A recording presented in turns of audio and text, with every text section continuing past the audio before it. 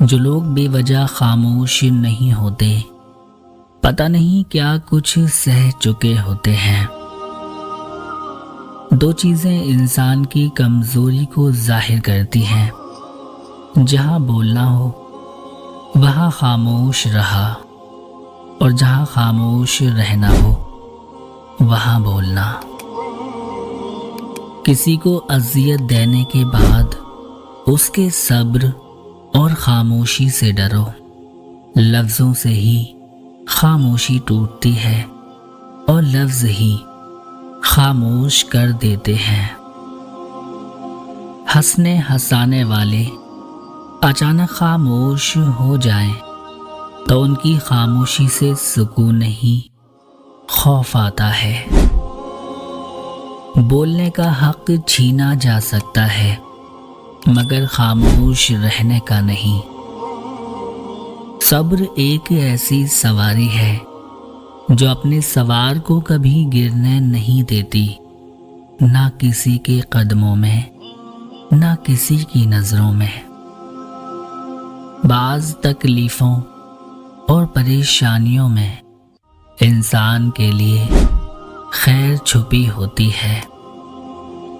ان لوگوں کا رزق، دولت اور عزت ہمیشہ کم رہتی ہے جو دوپہر کے وقت نماز ظہر ادا نہیں کرتے۔ زندگی میں دو لوگوں سے دور رہنا، ایک مصروف اور دوسرا مغرور، کیونکہ مصروف اپنی مرضی سے بات کرتے ہیں اور مغرور اپنے مطلب کے لیے یاد کرتے ہیں۔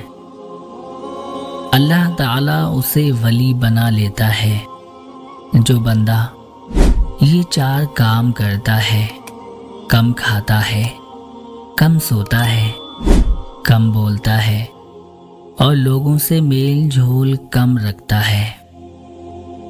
معزز بننا چاہتے ہو تو دوسروں کی عزت کرو، کیونکہ یہ کام معزز بندہ ہی کرتا ہے، اور یہی انسانیت کا کمال ہے۔ صبر دراصل یہ ہے کہ جو تکلیف تمہیں پہنچے تم اس پر آہ زاری نہ کرو۔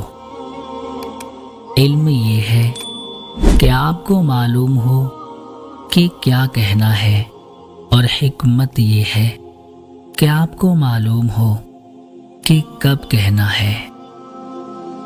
نیک لوگوں کی صحبت اختیار کرو، صحبت میں بڑا اثر ہوتا ہے۔